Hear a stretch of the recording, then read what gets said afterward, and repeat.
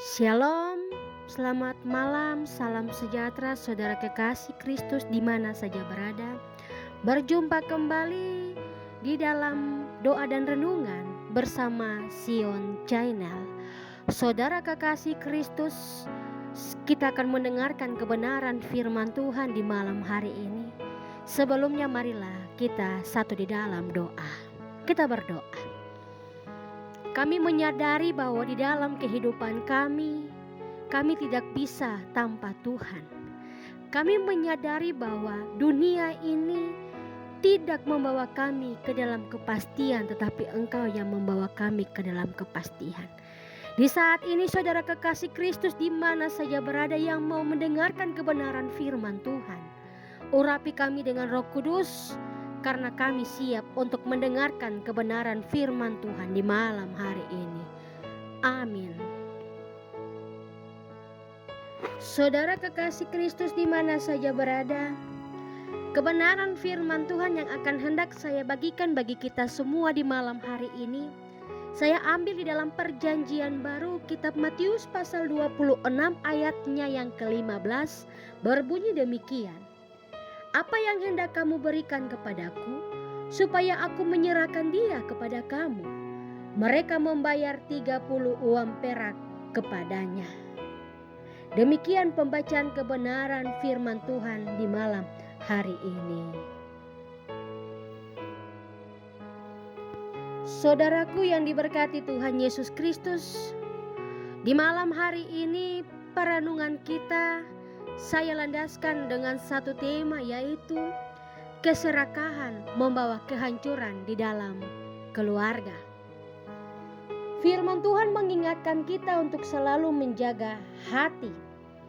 Di dalam Amsal pasal 4 ayatnya yang ke-23 berbunyi, jagalah hatimu dengan segala kewaspadaan, karena dari situlah terpancar kehidupan. Keserakahan adalah salah satu sifat yang bisa timbul dari dalam diri seseorang. Serakah bisa diartikan sebagai suatu hasrat yang berlebihan atau keinginan untuk memperoleh sebanyak-banyaknya. Serakah dapat nyata dalam cinta akan uang, cinta akan materi.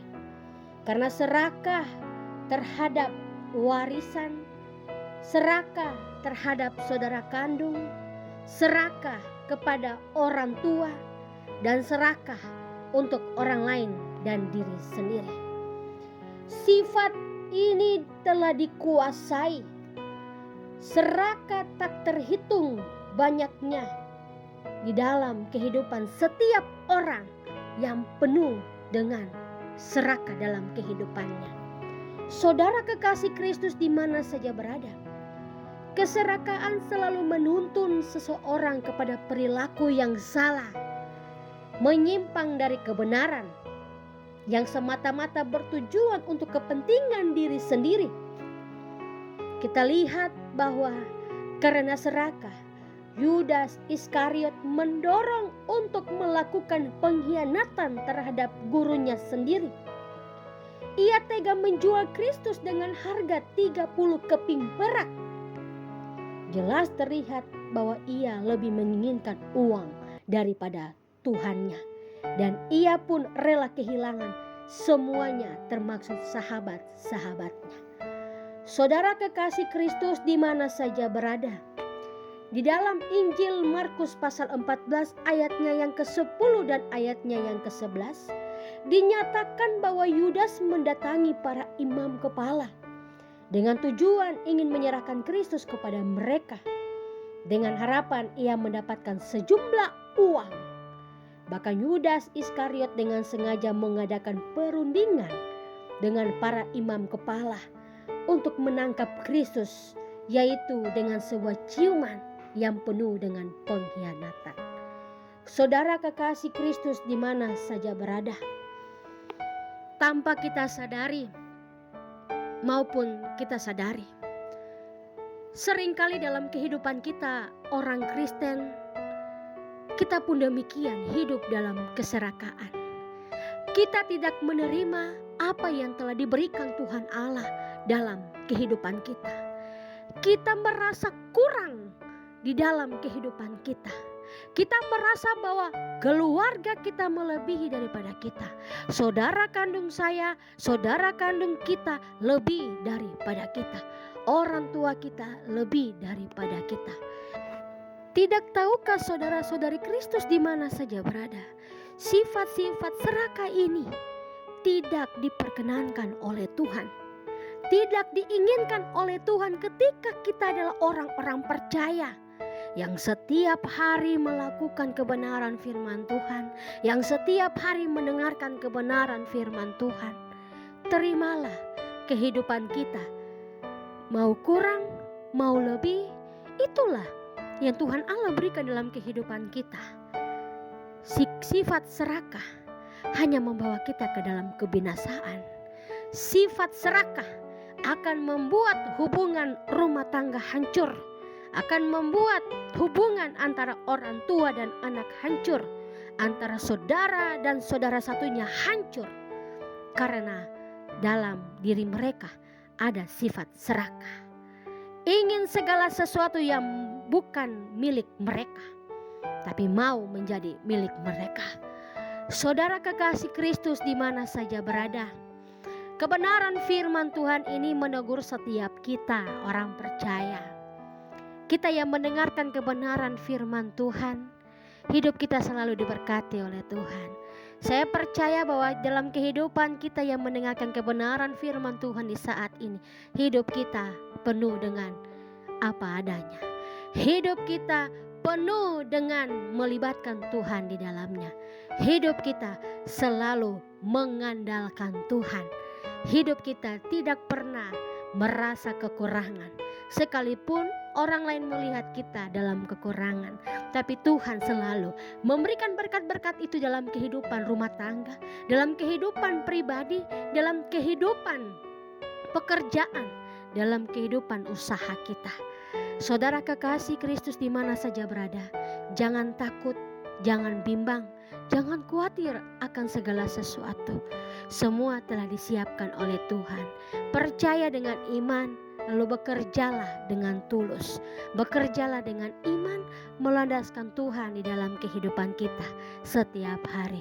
Tuhan Yesus memberkati kita dengan renungannya di malam hari ini. Marilah kita berdoa. Allah yang baik, Allah yang terpuji, Allah yang penuh dengan kuasa. Terima kasih untuk kesempatan yang indah ini. Kami boleh belajar tentang keserakaan. Kami boleh belajar bagaimana jangan kami mementingkan harta dunia, tapi bagaimana kami mementingkan iman kami untuk kami bisa mendapatkan kehidupan bersama dengan Engkau. Bapa di dalam kerajaan sorga, berkatilah kami semua dengan kuasa Roh Allah yang kudus.